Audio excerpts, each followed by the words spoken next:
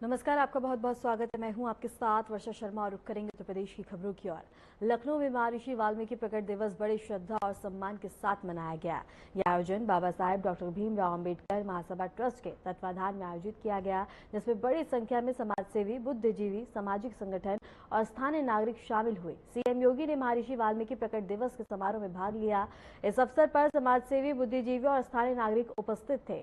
समारोह में वक्ताओं ने महर्षि वाल्मीकि के जीवन, उनके आदर्शों और रामायण जैसे महान ग्रंथ के रचनाकारक के रूप में उनके योगदान पर प्रकाश डाला। साथ ही समाज में समानता, न्याय और सामाजिक सद्भाव की आवश्यकता पर जोर दिया गया। समारोह में स्थानीय प्रशासनिक अधिकारी और विभिन्न क्षेत्रों से जुड़े गणमान्य अतिथि भी उपस्थित रहे। इसके अतिरिक्त उप मुख्यमंत्री बृजेश पाठक ने भी महर्षि वाल्मीकि प्रकट दिवस के समारोह को संबोधित किया।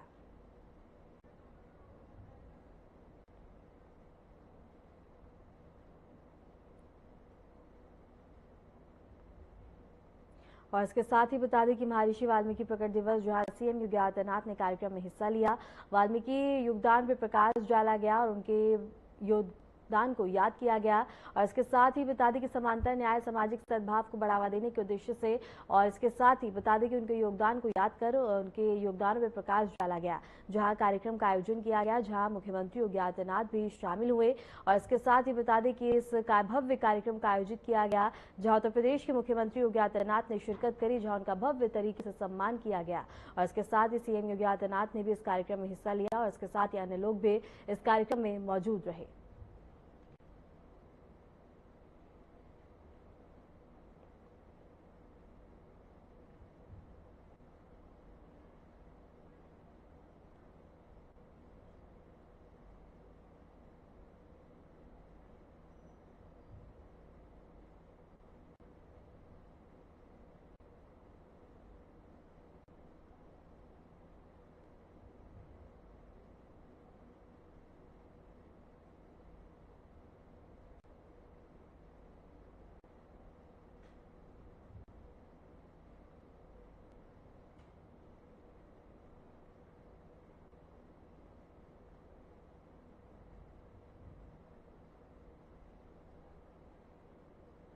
किसी घटना दुर्घटना की चपेट में आ गया है,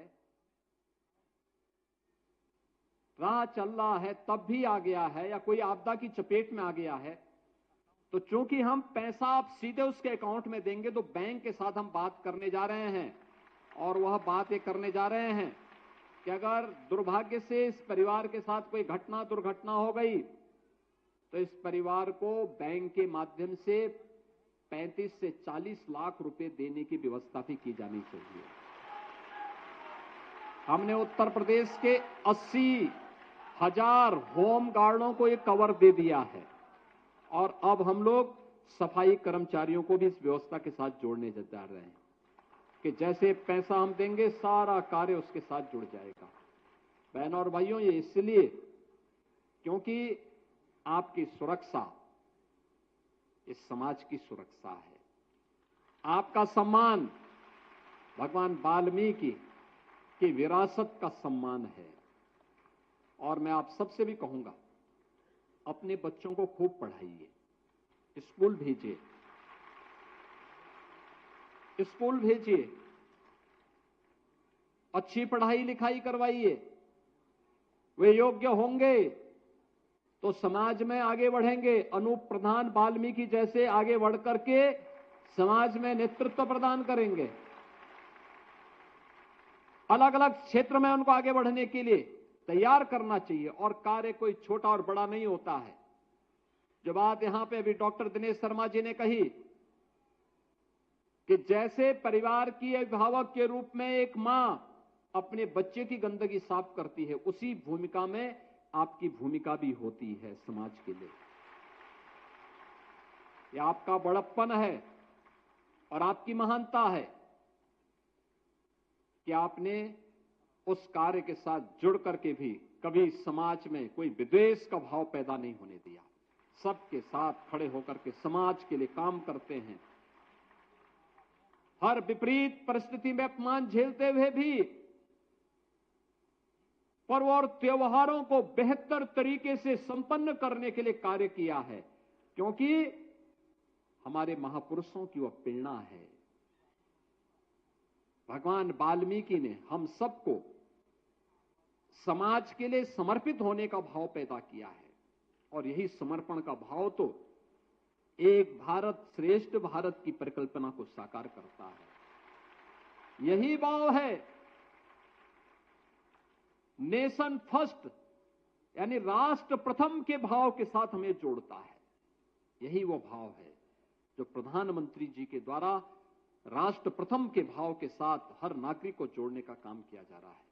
और बहनों और भाइयों, आज के इस अवसर पर जब ये कार्यक्रम आज इतने भाव के साथ हो रहा है, लखनऊ में भी हो रहा है, हर जनपद में कार्यक्रम हो रहे हैं, हर एक जगह बड़े भव्यता के साथ एक कार्यक्रम हो रहे हैं। इस कार्यक्रम को प्रति वर्ष इसी श्रृंखला के साथ आगे बढ़ाने का हम कार्य करेंगे। हर वर्ष अखंड रामायण का पाठ हर मंदिर में होना चाहिए। हर मंदिर में आज चल भी रहा है अखंड रामायण का पाठ। महर्षि वाल्मीकि की चित्र तो हर भारतीय के घर में रहना चाहिए, उसके घर में होना चाहिए, पूजा होनी चाहिए ऋषि की। क्योंकि हम जो मेहनत करते हैं वो सांसारिक उत्कर्ष के लिए करते हैं, लेकिन महर्षि वाल्मीकि ने सांसारिक उत्कर्ष के साथ साथ उसकी मुक्ति का भी मार्ग प्रशस्त किया है राम का नाम देकर के। लौकिक जीवन में भी और पारलौकिक जीवन में भी जीवन में आगे बढ़ने की प्रेरणा किसी ने दी तो भगवान वाल्मीकि ने हर भारतीय को दी है।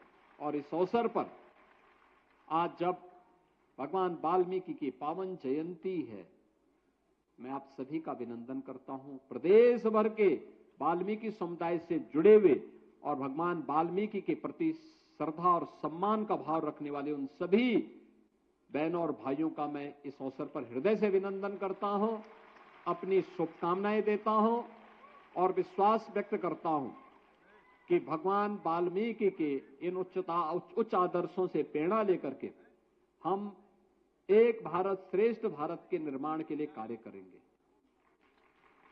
हमें इस बारे में बताना होगा, याद रखना, वाल्मीकि समाज हमारा बहुत प्रभावी समाज है। और आपको ये भी बताना चाहिए, देश का पहला इंटरनेशनल एयरपोर्ट कहीं बना है तो अयोध्या में बना है, भगवान वाल्मीकि के नाम पर। राम मंदिर परिसर में जिन सप्त ऋषियों की प्रतिमा लग रही है और मंदिर बन चुका है, वह भगवान वाल्मीकि का भी एक मंदिर बना है वहां पे। ये सब बन चुके हैं, ये सभी कार्यक्रम आगे बढ़ रहे हैं। और हमें इस बारे में पूरे समाज को अवगत कराना चाहिए कि देखिए, ये कार्य डबल इंजन की सरकार के समय, भारतीय जनता पार्टी की सरकार के समय हो रहे हैं।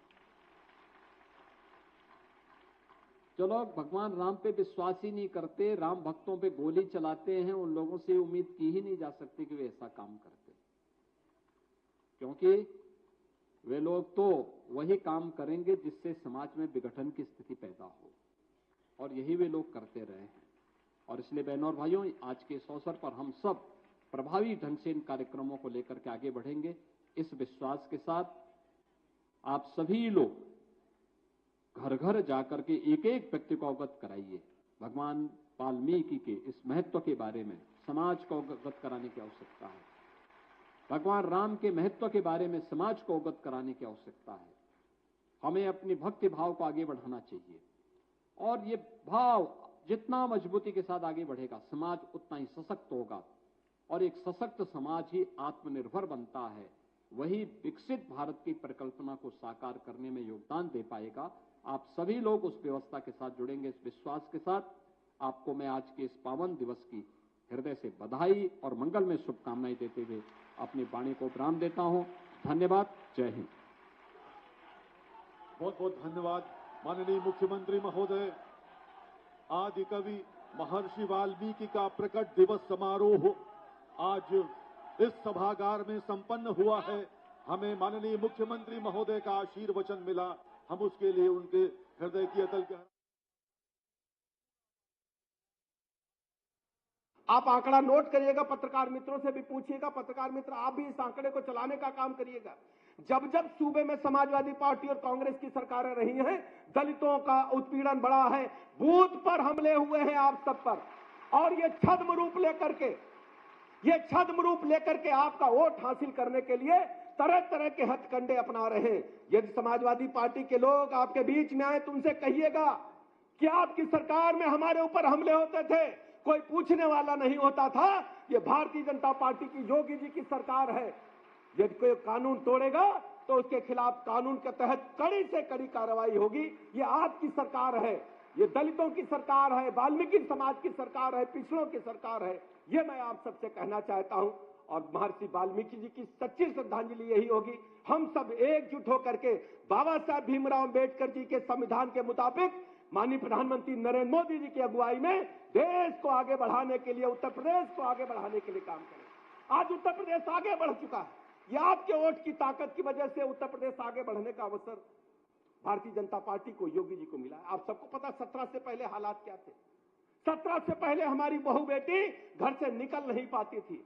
हमारे वाल्मीकि समाज के लोगों पर अत्याचार अनाचार होता था, व्यापारियों पर अत्याचार अनाचार होता था। हत्यारे, डकैत, लुच्चे, लफंगे सड़क पर घूमते थे, एक एक गाड़ी में 10-10 बंदूकें भर करके घूमते थे। आज हम कह सकते हैं कि प्रदेश में कानून का राज है, और ये सब आपकी वजह से, बाबा साहब भीमराव अम्बेडकर की वजह से संभव हुआ। मैं ऐसे अवसर पर बाबा साहब भीमराव अम्बेडकर जी की स्मृतियों को भी नमन करता हूं, महर्षि वाल्मीकि जी की स्मृतियों को नमन करता हूं, श्रद्धा सुमन अर्पित करता हूं, और आप सबको बहुत बहुत बधाई। अपने 2 दिवसीय दौरे के पहले दिन बता दें कि सीएम योगी आदित्यनाथ वाराणसी के सिद्धगिरी बाग स्थित स्वर्गीय पंडित छन्नूलाल मिश्रा के आवास पहुंचे, जहां उन्होंने परिवार से मिलकर उन्हें सद्कामना दी और संगीत के धरोहर पंडित छन्नूलाल मिश्रा के निधन पर दुख व्यक्त किया। इससे पहले सीएम ने सर्किट हाउस में कानून व्यवस्था और विकास कार्यों की समीक्षा की, साथ ही बाबा काल भैरव और काशी विश्वनाथ धाम में दर्शन और पूजन किया।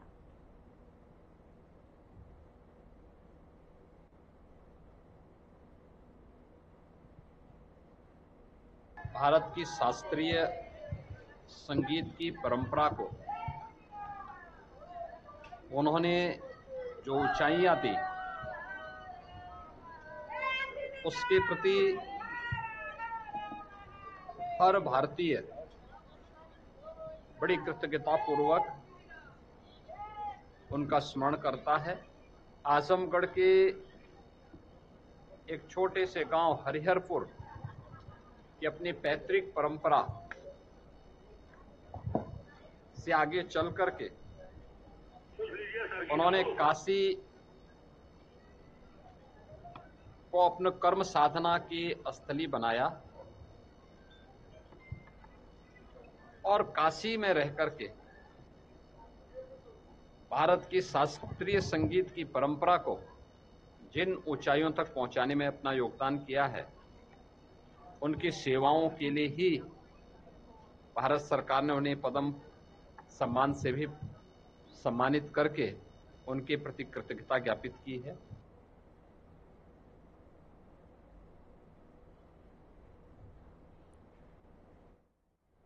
प्रदेश के उप मुख्यमंत्री ब्रजेश पाठक ने महर्षि वाल्मीकि जन्म महोत्सव समारोह में भाग लिया। राजधानी लखनऊ में आयोजित इस भव्य समारोह में उन्होंने वाल्मीकि समाज के योगदान को स्मरण करते हुए श्रद्धांजलि अर्पित की और समारोह को संबोधित करते हुए उप मुख्यमंत्री ने कहा कि महर्षि वाल्मीकि न केवल रामायण के रचयिता हैं, बल्कि उन्होंने समाज को धर्म, न्याय और सत्य का मार्ग दिखाया। उनके जीवन से हमें प्रेरणा लेनी चाहिए। ब्रजेश पाठक ने वाल्मीकि समाज के प्रति सम्मान व्यक्त करते हुए कहा कि प्रदेश सरकार समाज के सभी वर्गों के उत्थान और समान अधिकारों की दिशा में निरंतर कार्य कर रही है। उन्होंने यह भी आश्वासन दिया कि सरकार सामाजिक और मजबूत करने के लिए हर संभव कदम उठाएगी। कार्यक्रम में बड़ी संख्या में सामाजिक कार्यकर्ता, गणमान्य नागरिक और विभिन्न संस्थाओं के प्रतिनिधि उपस्थित रहे। समारोह के दौरान सांस्कृतिक प्रस्तुतियां और महर्षि वाल्मीकि के जीवन पर आधारित प्रदर्शनी भी आयोजित की गई।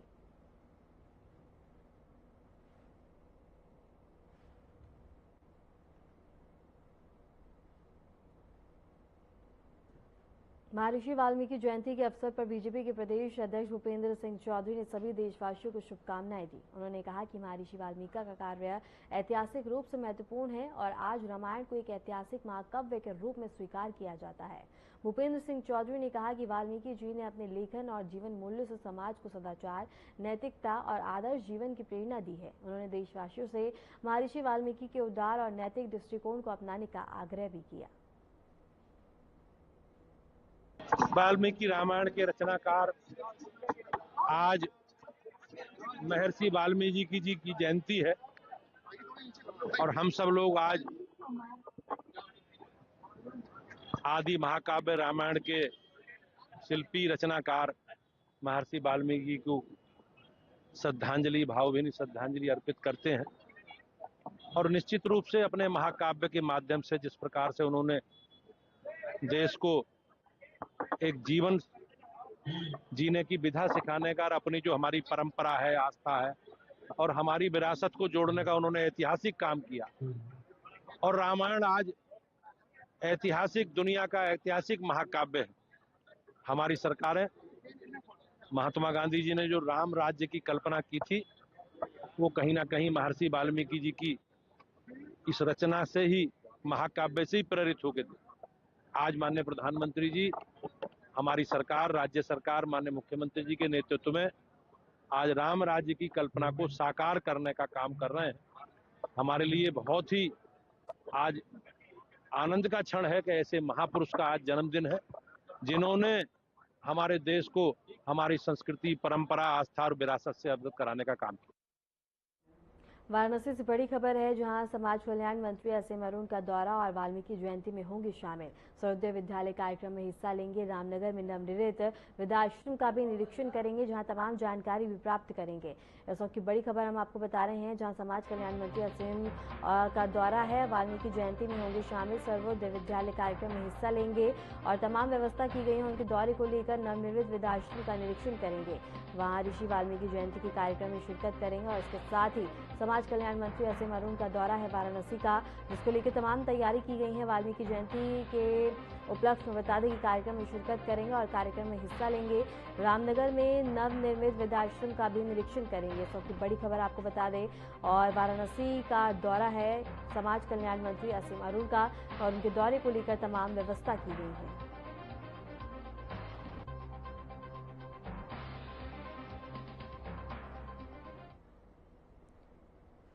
गाजियाबाद से बड़ी खबर है, जहां पूर्व पार्षद को हत्या के मामले में सजा सुनाई गई है। कोर्ट ने सुनाई है उम्र कैद की सजा। 21 साल पुराने हत्या मामले में पूर्व पार्षद को सजा सुनाई गई है। पूर्व पार्षद मनीष पंडित उर्फ पप्पू और साथी मनोज को सजा दी गई है। दोनों को आजीवन कारावास की सजा सुनाई गई है। दोनों पर 25-25 हजार रुपए का अर्थदंड भी लगाया गया है।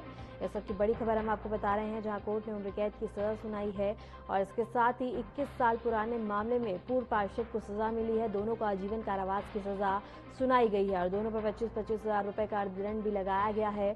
इस वक्त की बड़ी खबर गाजियाबाद से बता दें, जहां पूर्व पार्षद को हत्या के मामले में सजा सुनाई गई है। कोर्ट ने उम्र कैद की सजा सुनाई है और 21 साल पुराने हत्या मामले में पूर्व पार्षद को सजा सुनाई गई है। दोनों को आजीवन कारावास की सजा हुई है। इस वक्त की बड़ी खबर बता दें, दोनों पर 25-25 हजार रुपए का अर्थदंड भी लगाया गया है। लखनऊ से बड़ी खबर है, जहां कल बरेली जाएंगे अखिलेश यादव। रामपुर में आजम खान से करेंगे मुलाकात और ये मुलाकात काफी ज्यादा अहम मानी जा रही है। रामपुर जाते समय बरेली में रुकने का कार्यक्रम है और इसके साथ ही घायल लोगों के परिवार से मुलाकात भी करेंगे। बरेली में कार्यकर्ताओं से मिलेंगे अखिलेश यादव। अखिलेश को लेकर बरेली में अलर्ट जारी किया गया है। इस वक्त की बड़ी खबर हम आपको बता रहे हैं, सपा प्रमुख अखिलेश यादव का कल बरेली का दौरा है और दौरे को लेकर तमाम तैयारी और प्रशासन अलर्ट मोड में है। बरेली में कार्यकर्ताओं से मिलेंगे अखिलेश यादव, आजम खान से मुलाकात करेंगे और ये मुलाकात काफी ज्यादा अहम मानी जा रही है। इस वक्त की बड़ी खबर हम आपको बता दें, आजम खान और से मुलाकात करेंगे अखिलेश यादव और इसके साथ ही बता दें कि अखिलेश यादव का कल बरेली का दौरा है। दौरे को लेकर प्रशासन अलर्ट मोड में है।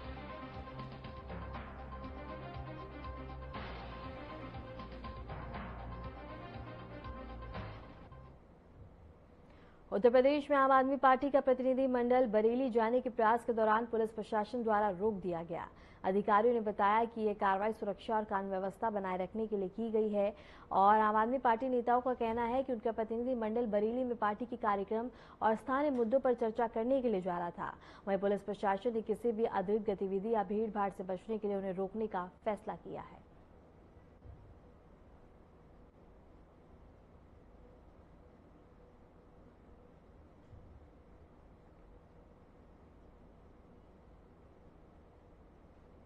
शाहबगंज थाना क्षेत्र के त्रिया मंदिर के पास एक तेज रफ्तार गाड़ी नहर में पलट गई।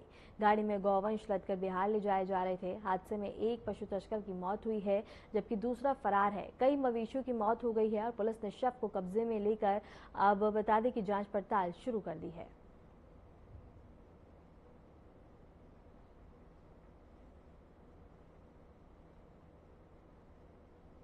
खबर बहराइच से है जहां मोजपुर थाना क्षेत्र में श्रद्धालु से भरी बस अनियंत्रित होकर पलट गई। बस में बता दें कि 70 से ज्यादा लोग सवार थे जिनमें से 22 घायल हुए हैं।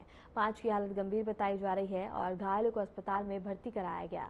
बस बरेली के बता दें कि मनोना धाम से लौट रही थी और ड्राइवर और कंडक्टर हादसे के बाद फरार हो गए। सीएम योगी आदित्यनाथ ने हादसे का संज्ञान लिया है।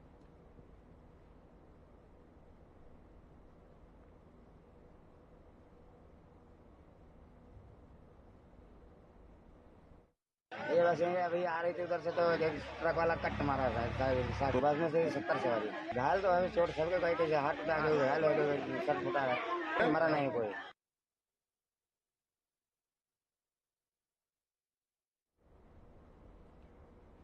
उत्तर प्रदेश के नोएडा स्थित इकोटेक 3 थाना क्षेत्र में एक निजी कंपनी की इमारत में अचानक से आग लग गई। सूचना मिलते ही दमकल विभाग की कई गाड़ियां मौके पर पहुंची और तुरंत आग बुझाने का अभियान शुरू किया।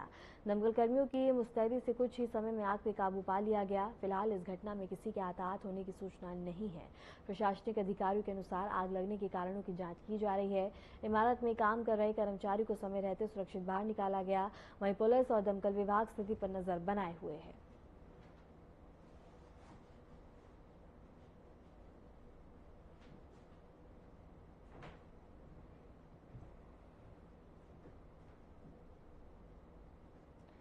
नोएडा के कई इलाकों में हल्की बारिश दर्ज की गई है जिससे मौसम में बता दें कि खुशनुमा बदलाव देखने को मिला है। यह बारिश स्थानीय निवासियों के लिए गर्मी और उमस से कुछ राहत लेकर आई है। सेक्टर 115 से सामने आए एक वीडियो में देखा जा सकता है कि आसमान में बादल छाए हैं और बता दें कि बारिश का सिलसिला कुछ देर तक जारी रहा। मौसम विभाग के अनुसार अगले 24 घंटे में नोएडा और आसपास के क्षेत्रों में हल्की से मध्यम बारिश की संभावना बनी है। बारिश से जहां मौसम सुहाना हुआ है तो वहीं कुछ जगहों पर सड़कें फिसलन भरी हो गई हैं जिससे यातायात में हल्की दिक्कत देखने पड़ रही है।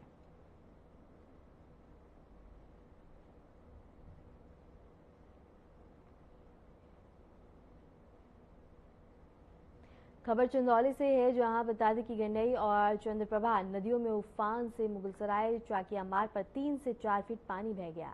हसनपुर और गांव पूरी तरह से बाढ़ की चपेट में हैं। बारिश के चलते दर्जनों कच्चे मकान ढह गए हैं और हजारों एकड़ धान की फसल बर्बाद हो गई है। प्रशासन और राहत टीमें मौके पर मौजूद हैं। साथ ही ग्रामीणों को मदद का भरोसा दिया गया है।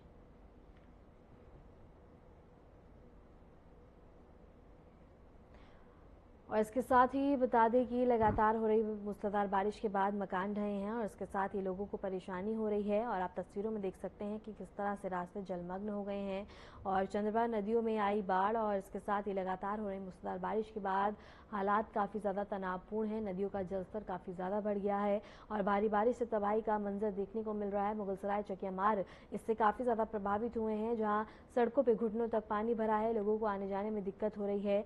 भारी बारिश की से तबाही मची ये तस्वीरों में आप देख सकते हैं कि किस तरह से लोग मजबूर हैं उस पानी से होते हुए गुजरने को और इसके साथ ये पानी घुटनों तक भरा हुआ है जो कि स्वास्थ्य के लिए काफ़ी ज़्यादा हानिकारक है। उसके साथ ही लगातार हो रही मूसलाधार बारिश के बाद बाढ़ की स्थिति उत्पन्न हो गई है क्योंकि नदियों का जलस्तर काफ़ी ज़्यादा बढ़ गया है। नदियाँ अपने खतरे के निशान से ऊपर बह रही हैं।